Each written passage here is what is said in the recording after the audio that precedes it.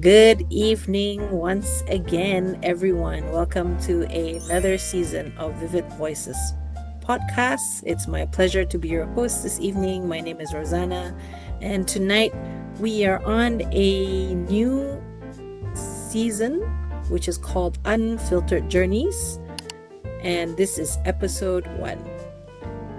When we set out being a podcast group in Vivid Voices, there was one thing that we wanted to be sure and certain is that we wanted to have bold conversations.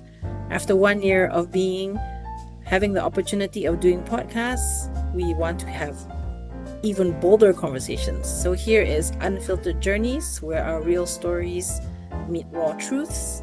And I'm grateful to have you with us for our first episode.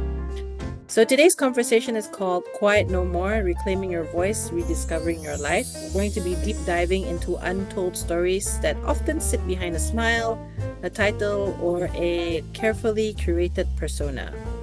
And with me tonight, I have two very special youth, actually, who are willing to share a story of theirs to help us understand and explore what does it mean to actually go into a darker side of yourself, and then what was that turning point to realize how you wanted to make the change, and thereby now going on a journey of healing and what is that absolute process. I'd like to introduce my first speaker for tonight. My first panelist is Francis Davignoro. He is... Hi, Francis. So Hello. Francis, hi. So Francis is currently leading a team at a financial institution. He is also a youth leader and still is. He is also active in sports and is passionate also about food. He has been a member of Vivid Voices for almost a year now, and that we're really honored to have him join us tonight, as we know that he has something special to share. Welcome once again, Francis. And our next panelist is Hanan, who is currently residing in Kuala Lumpur, pursuing a master's degree in clinical psychology. She was previously residing in Kuching, and that she is originally from Saudi Arabia. Her family are located internationally in the world, and they stay connected through technology, always making a conscious effort to communicate with one another, to always stay in touch, not only with the voice, but also with the heart. Hanan has been a member of Toastmasters since her days in Kuching, and behind that very sweet smile is a very thoughtful Hanan, who also has much to share with the audience tonight. Welcome, Hanan. Thank you, Rozana. Thank you. So I'd like both to start off this conversation by inviting, I think, Francis first, with the first question for tonight is, could you share with us a time where you didn't feel like yourself, be it professionally or personally? Were there any particular triggers? What did it look like for you? Or how did it feel like for you? Okay, so that's like 3 questions in one, but just to give a little bit more context to the initial question. Okay, Francis, over to you. Thank you, Rozana. Hi, everyone. My name is Francis. And wow, there's actually quite a number of questions that you are giving it to me now. I would like to start off with this animation. Snap, snap, snap. It was the moment where I took photos of our group outing together. We were just having our lunch. And when I look back at those photos, something hit me hard. I look haggard. I look lost. I look depressed. It wasn't the kind of sadness that's loud or even dramatic. It was subtle, but conspicuous to me. Because behind the forced smile of mine, the slouch posture, and the tired eyes, I could finally see what I have been trying so hard to hide. And the camera caught what the mirror didn't. So what triggered it? There isn't any dramatic moments of mine. First of all would be by the pressure of my work as a banking services manager in one of the local institutions in Malaysia. I was constantly trying very hard to meet expectations, to be the perfect manager and leader in front of everyone's eyes. And I have to prove that everything is under control. But inside, I felt like I was losing myself day by day. And in my personal life, I was also navigating difficult truths, be it with my friends, my families, and also with my loved ones. I even tell lies to friends and family, to my loved ones, just to avoid bigger explosions. Because to me, lies meant to protect myself from being hurt. But eventually, it disconnected me from my own identity. I remembered it vividly where I even lied to my friend, where I wanted to actually avoid them. I do not want to talk to them at all. I do not want to even meet them. Because deep inside, I know I was broken. And I am still. I even tell lies to my family and also to my loved ones as well, where I told them one thing, but I did the other. And I stopped doing the things that brought me joy, and I stopped dreaming. And I stopped being myself, truthfully and honestly. And what it felt like to me at that point of time, it was like walking through a fog. And every day, I performed the role of Francis, the perfect banking services manager, the perfect boyfriend, the perfect son, the dependable one, the cheerful one, the joyful one that brings smiles to everyone else. But deep inside, I'm still hurt. I'm still lonely. I'm still full of pain and misery. And no one noticed because nothing was conspicuously wrong on the outside. But emotionally, I was checked out, drained. The kind of tiredness that sleep can't even fix at all. And the kind of loneliness doesn't come from being alone, but from being the unknown. I lost myself. I lost myself because of not being truthful to myself and to everyone around me. And I hid my own real self from others because I admit that I was struggling, and struggling felt like a failure to me. Because I told myself this: if I told anyone how I felt, if I told them that I'm depressed, if I told them that I have no dreams at all, people would think that I am weak. I would lose self-respect. I would be a burden to others. And so I smiled. I worked harder. I proved to everyone that I'm the best manager. I'm the best boyfriend. I'm the best son. I'm the best friend that they have. And I avoided deeper conversations.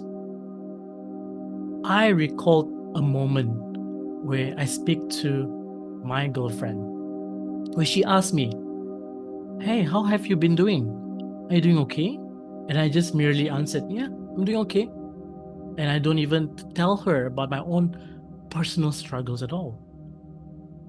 Where knowing that I don't really know, or I don't really felt okay at all.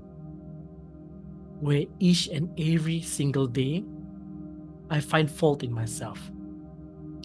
Not being able to be perfect. Not being able to be who I am supposed to be. Not to deceive others through all my lies, but to protect that last bit of myself that was still intact. And I thought hiding all of these emotions, all of this pain, all of this misery was a shield. But instead of being a shield, it became a cage that restricts my own freedom. So if you ask me what changed, the photos that I took during the outing changed everything. That one image where I saw myself very weak, I saw myself depressed, it became a breaking point where I told my loved ones, my friends, and my family how I really felt. Because I could no longer stay in that cage of mine that I created. What was meant to be a shield became a moment of deeper pain. So, yes, snap, snap, snap. Sometimes a photo is just a memory, but sometimes it's a mirror that shows you the version of yourself you have been ignoring. And that photo reminded me I was not okay.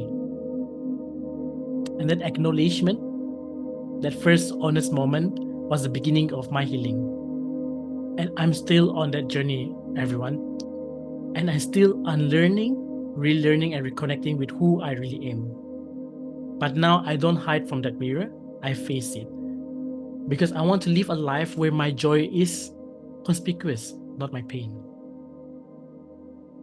And I believe that's all from me. I can share more after this on the exact things, and I pass it on to Rozana.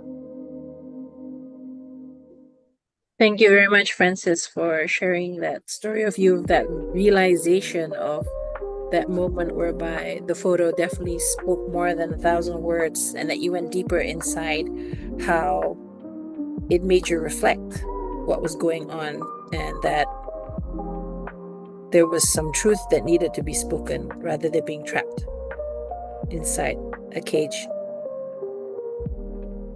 So I thought that was very profound indeed.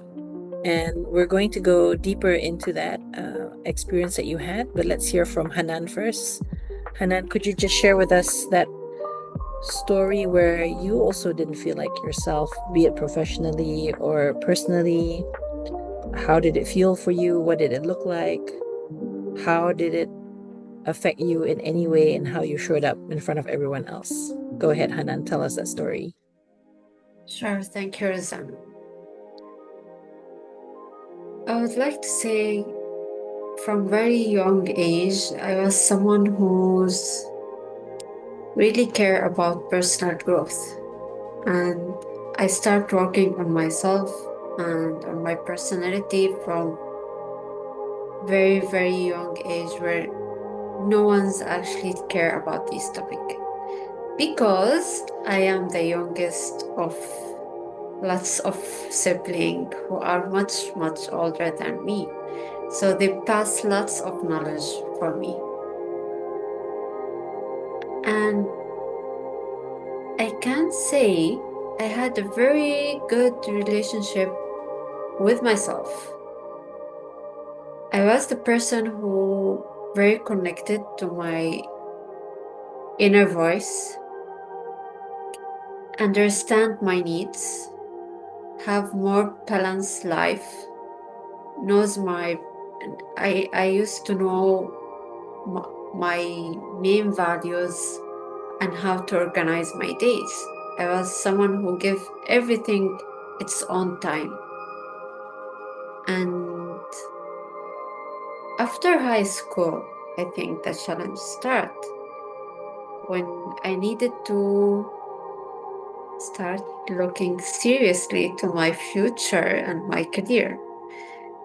And after a few years, the decision was to go abroad. And I moved with my family since I'm the youngest. So I moved with my parents to Kuching to pursue my degree. And here the journey starts. Here the challenges start coming from everywhere. I think I was confused between two different standards that has been given to me or put for me from different people. and I need to fit and fulfill these standards. People from uni want me to be someone's, and my family and their fear required me to be someone else. And I'm in between. And as just Francis said, you are trying to be the best child, the best daughter, the best student, the best friend. I don't have boyfriend, so lucky. But the best friend, the best classmate, the best example for my culture, for where I came from, because I was the only international student in that program. And we are only 3 international students in my faculty. So I'm the only Arab one. So for so many people, I'm the only Middle Eastern girl who came, who they meet in their life. So I was pushing myself to just satisfy everyone,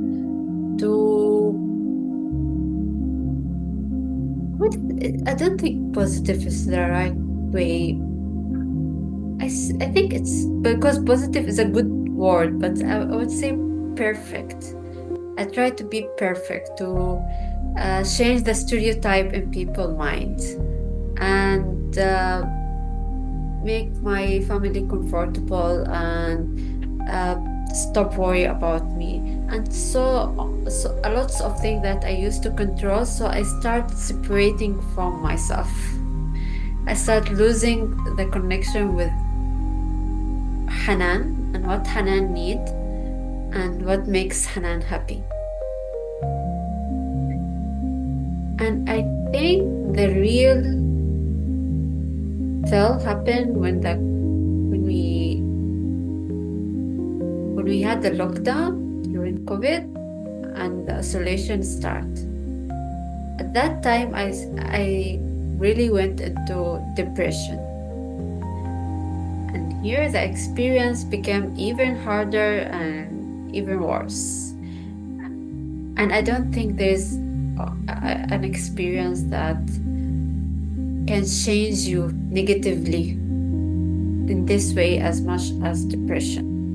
Illness is very bad in general, but what depression do is control your mind and take away your personality, your strength, and your energy.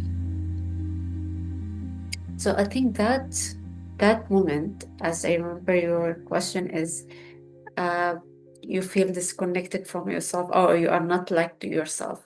So that moment I felt like, who's this person that I'm living with? I cannot deal with this new Hanan. It takes me, I feel like, I remember in the past I had speech with Toastmaster, and I said it's a monster. I called it a monster. Depression is like a monster. It's like someone who's, once you open your eyes, it's like someone who's holding you and you cannot move out of the bed. You cannot practice your life normally. If you want to do something, you cannot make a decision. If you go out, you cannot maintain eye contact. In its severe way, it's really the worst experience that someone can have. It take away lots of a big part of your personality. That time I really felt I'm someone I don't know and I cannot communicate with or live with. And the worst part was for me is it's not just affecting me, it's also prevent me from fulfill my values, to do things that I appreciate, to practice my religion as I want. So this is also make you feel like guilty, worthless. It affects even your relationship with the people surrounded and even with God. And I believe this moment was the moment that I'm doing my best to learn from and move forward and doesn't go back again to this point. Because actually it's very easy once you fell in depression journey, it's very easy to go back and go in the same journey.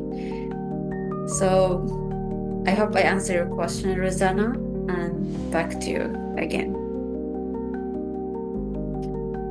Thank you so much, Hanan, for also sharing in all honesty, about your experience. And it's amazing to hear that how the both of you have gone through your struggles in silence, even though the circumstances are different, but in terms of some of the terminology that you both use are similar, that need to be the best or need to be perfect, and that you kind of created your own. It's something that held you both back. Francis used the word cage just now, and Hanan used something similar, that something is holding you back. There's something that you can't see, but it's definitely there affecting the both of you. I just wanted to explore a little bit deeper here, is that when you were going through these experiences and these moments, which I know that is definitely not easy to go through, and a lot of us are also going through something similar in silence. How did you know when it was time to reach out for help? And why? Why did you see the need to reach out for help? So, Hanan, maybe we can begin with you for this one. Okay, when I think of the idea reaching out for help, I think there's two ways to reach out for help. There's this casual way where we can seek for help from friends, family member, partner, whoever it is, or seeking a help from professionally, from counselor, for example, or therapists and so on. So I think your question was when I know I need to seek for help. For me, there's two questions. Did I tried enough for me, not enough in someone else's perspective? Did I tried enough to help myself?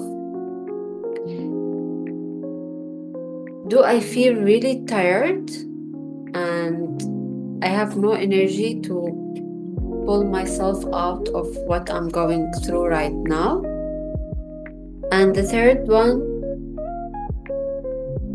if I don't have an answer, if I don't have like something to lead me to what to do to help myself. I think if the answer is yes for all of these, if I did enough, yes. Like for example, before I seek help for when I was depressed, I did my best to do everything that I know that can enhance someone's mood, but it doesn't work. It didn't work. I don't know what I need to do more. So I don't have the answer for my current situation. I reached to this level. And then I'm tired. I don't have the energy. So at that moment, it was like a call. Yeah, you need someone to help you.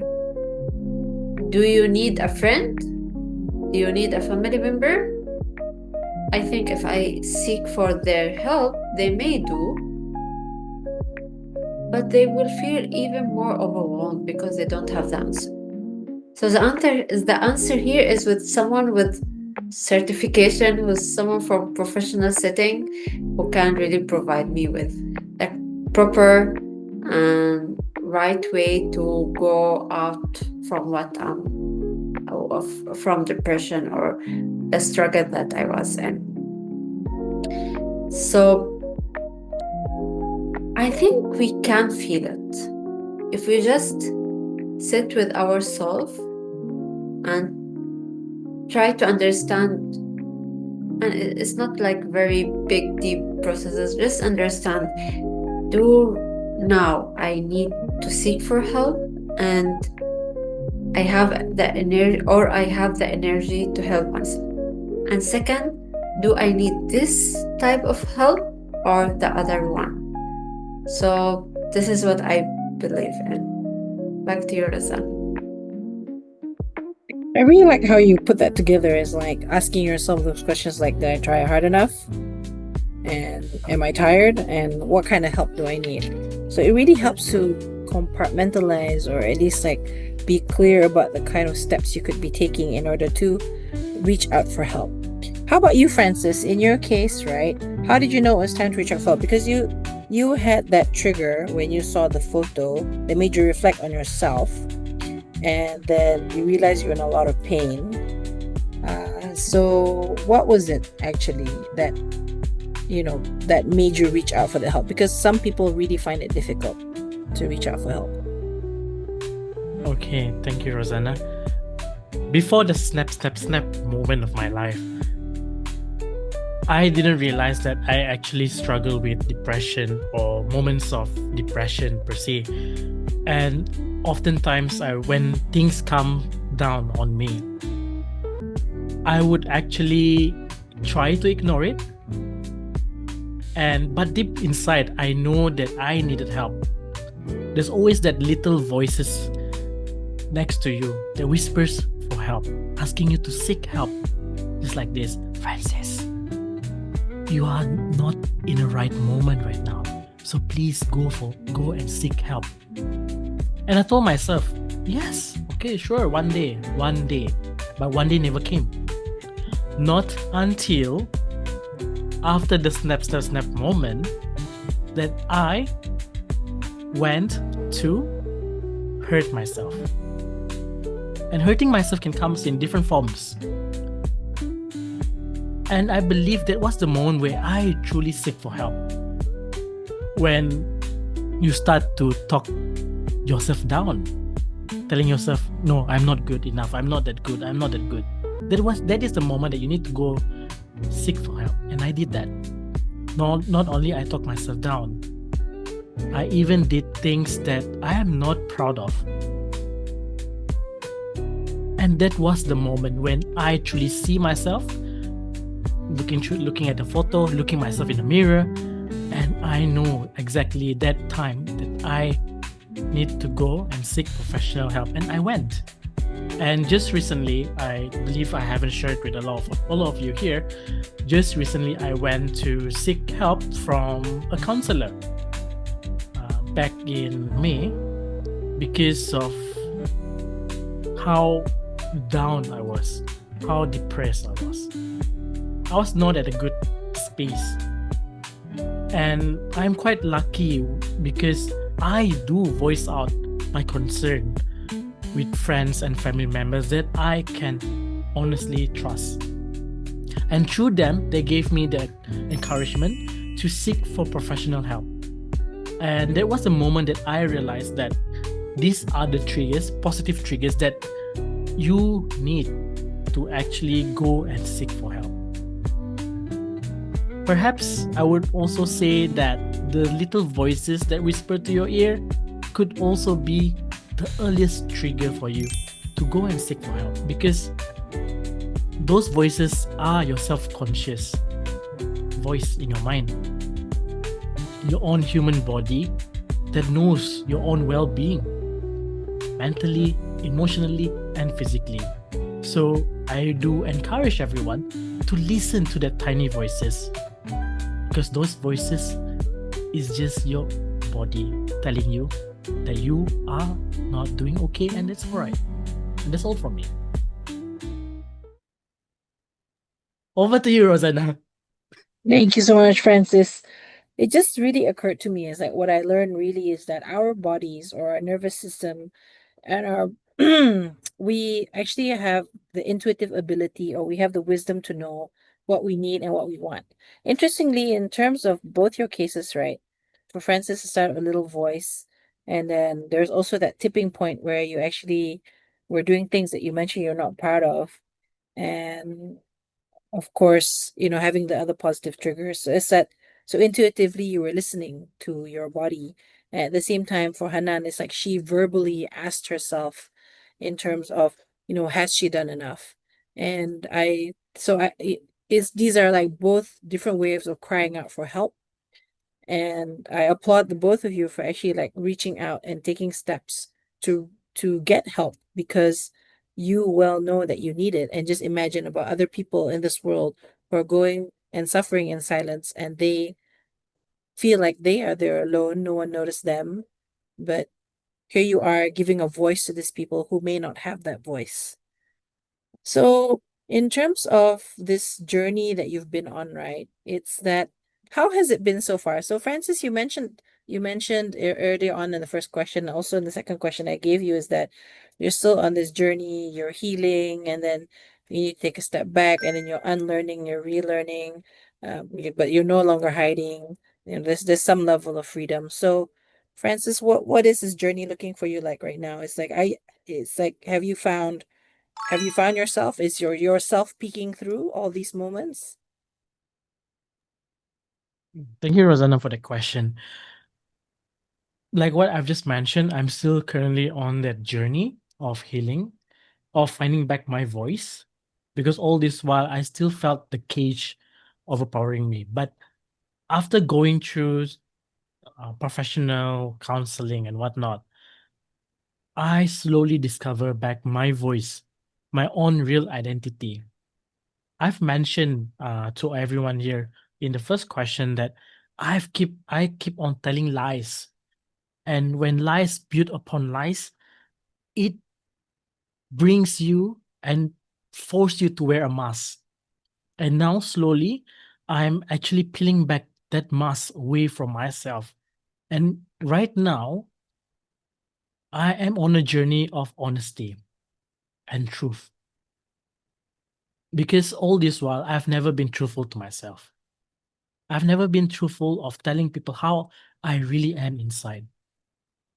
When I am not okay, I should not say I'm okay.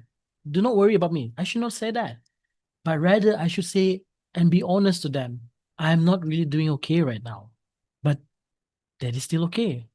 At least telling people how I am feeling like currently opens up a door for me to be free from that cage that I've built for years. And yes, years. It has been 20 plus years since then. And right now, I would say that my journey is not a straight road. It's really not smooth at all, but slowly it is being paved. And I could still see the light in front of me. And that is what I am happy about. And I have nothing much more to say because I'm still on this journey of healing. But I believe that everyone has a voice that they need to discover back, or they need to love. And that's all from me. And I would like to pass it back to you, Rozana. Thank you, Francis. I mean, journeys are adventures for ourselves.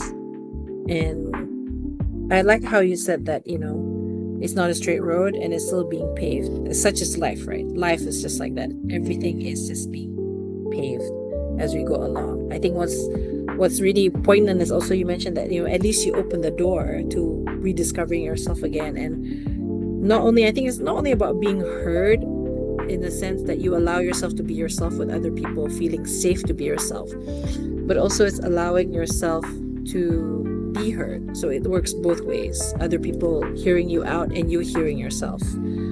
Hanan, how about you? How has it been for you in terms of like the healing process? What's your journey like? It's a process. I don't know, and I don't think if there's time, I would say, okay, I finished the journey of healing. It's a long process, but what is important for me and what I learned it's important is today I feel better than yesterday, and this week is work better than last week, and so on. And I think the best or the most important part also for me is to have a good relationship with myself. So if you ask me, where are you now? I think now I'm in peace with myself. I'm more compassionate with Hanan. It's like, oh, it's okay. It's okay. Yesterday we wake up and we follow our schedule and we finish work, but today you hardly moved out of the bed. So it's okay. Tomorrow, hopefully, we will do better. So it's it's both. It's painful, but it's enlightening at the same time. It requires lots of patience from you. I would say when I meet someone who went through psychological illness, the first thing I tell them, you need to be patient and you need to be compassionate with yourself. Because actually, although you control the symptoms and now you feel better, but actually you are not the person that you know. You still cannot do the same routine that you used to do. You still cannot exercise as much as you used to do. So you like to build a good relationship and accept this new person that you are in. Because if you didn't, you will lose, definitely. You will go in the same self, feeling guilt, feeling worthless, feeling hopeless and helpless, and everything that make you go, that lead you again to the same issue, which is feeling mentally burnt. So this is what I learned, and this is what I'm trying to go through right now. I wouldn't say my journey has ups and downs. It has downs, downs, downs, and ups. And downs, downs, downs, downs, and up. But I appreciate this up. Uh, I know it come after a big effort, especially when you are independent like me. I guess financially I'm not independent, but in all other aspect I'm independent. I'm living alone and I'm the only support system for myself.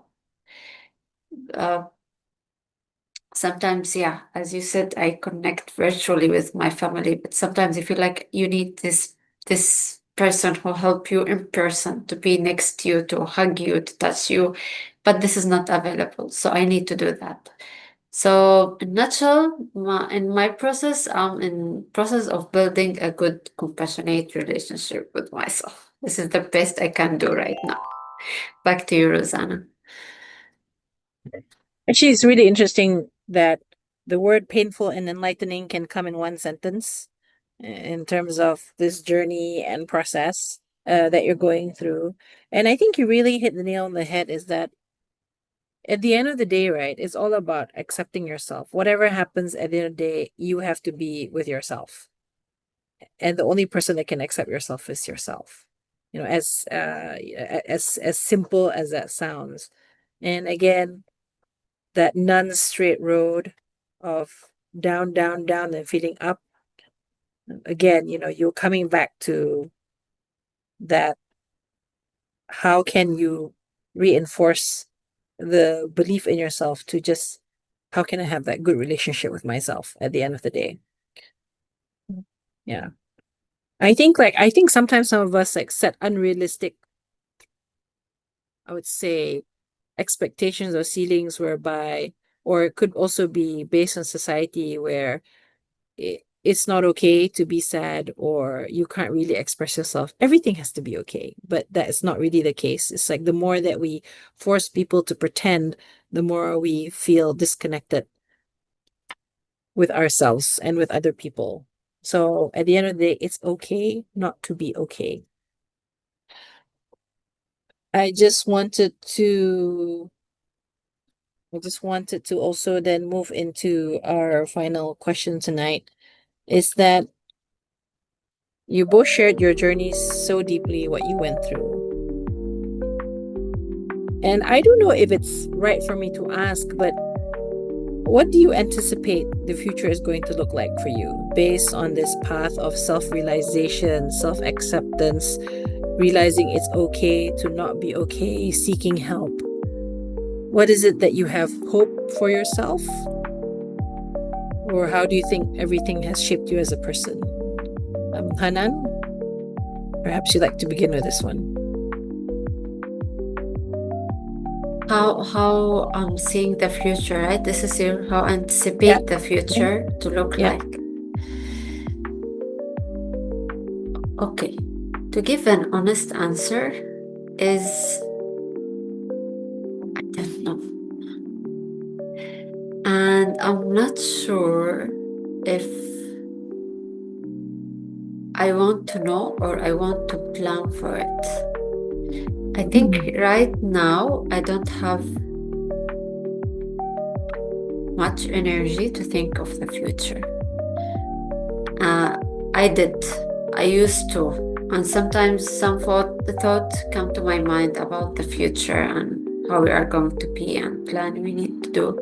But honestly, I don't have energy for that. And I think right now, what I'm worried about, I'm putting energy on is the present, it's today. And the future that I can think about it right now is tomorrow. And tomorrow, in the morning, maybe I need to think of the lunch. This is the farther thing I can think about it. Maybe for some people it's so bad and it's like a loser. I look like a loser, or I look like someone who's lazy or doesn't take responsibility of their life. But I don't care. I reached this level that I really don't care. So I just do my best that in the future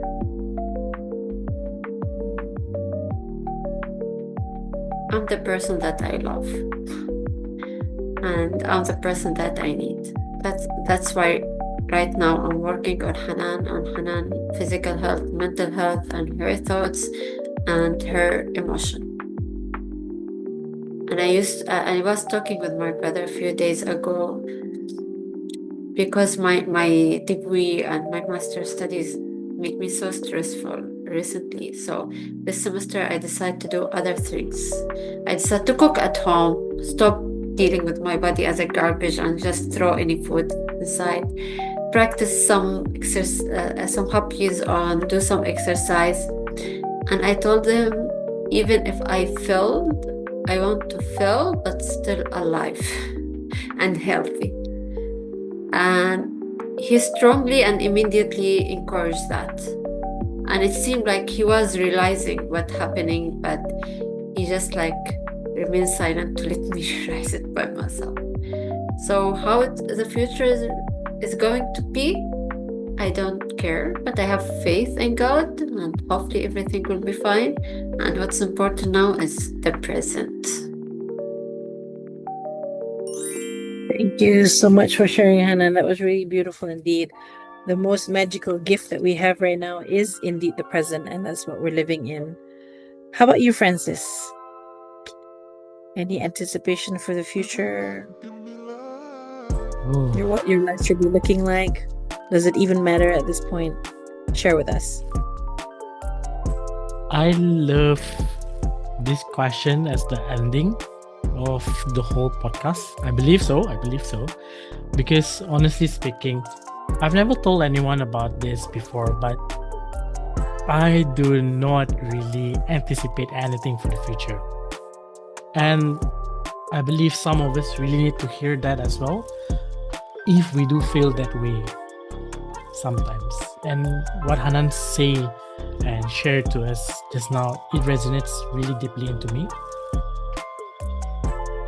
Because I myself, I do not really anticipate what will happen in the future. I don't give any thought to it before. And people do ask me, friends did ask me, don't you want to know or live to see the next 5-10 years to come and see how does the advancement of technology going to look like, or how does the world going to look like in the future. But I don't really think or thought that far yet, because like what I just mentioned, this kind of feeling do come silently. But one thing that I know that I could say that could give me hope for the future would be healing would still be there, because I'm still currently on a journey of healing. And the only thing that anchor me down to this life or this present moment would actually be that hope, anchored to the spiritual side of my life, believing in God, like how Hanan mentioned as well. And having that moment to see that it could still take tiny steps into the future, and we're still moving towards the future. You just need to take baby steps to experience life as how life can give it to us. Because sometimes we have to realize that not everything can be happy-go-lucky all the time. Sometimes we also need to experience the downside of life. And I am ready to experience that. But sometimes also, we need to have the strength to see and hope for the best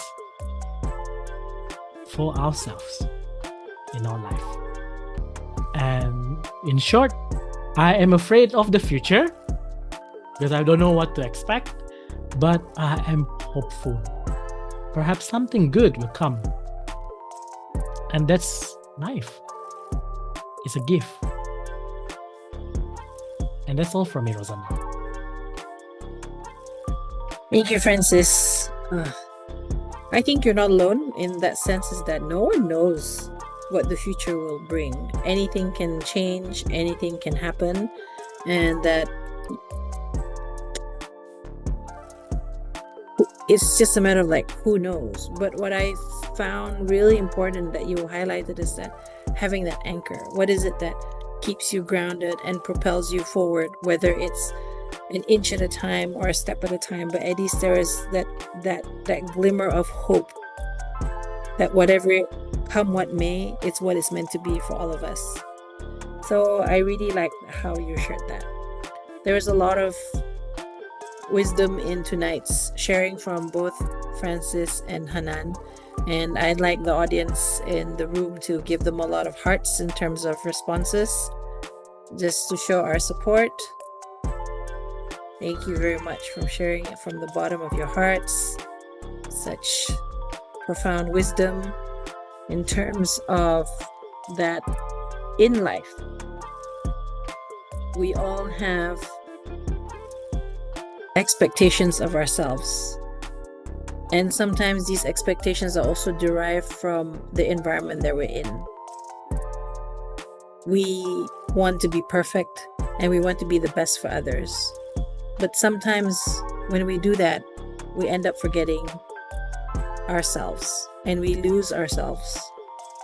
And we don't mean to, but it happens. And when we find that at such a loss, there is still that tiny voice inside of us that tells us that it's okay to feel the way that you feel, and that as part of who you are, it's also okay to reach out for help.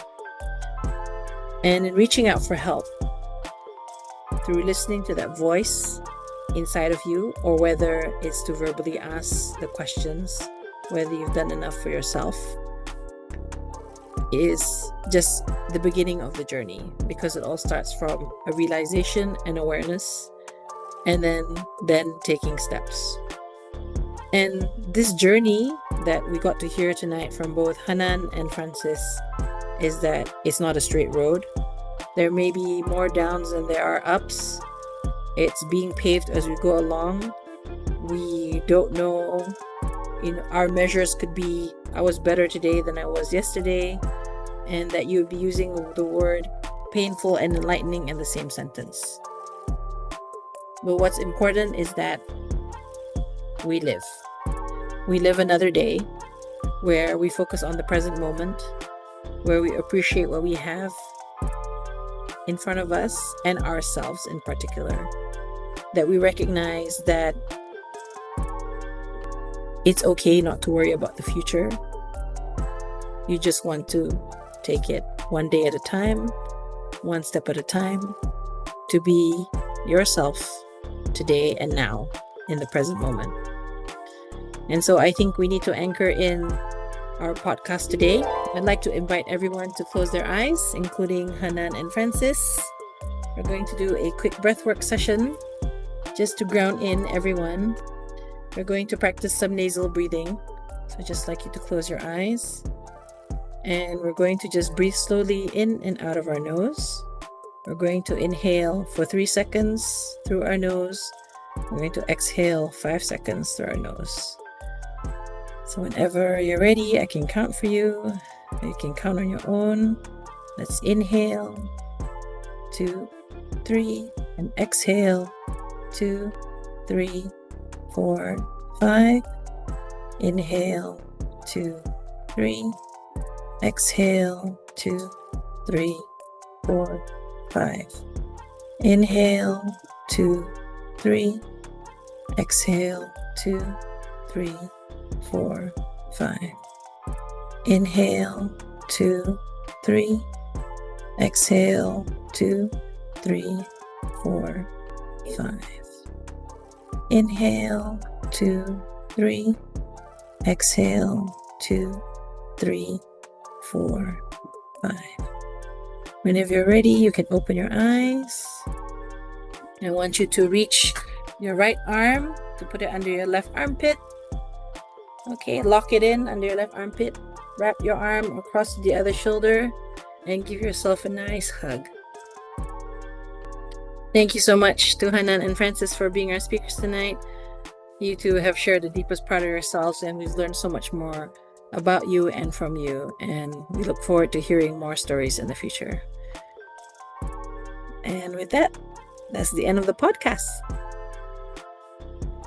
Thank you. Well done, you two.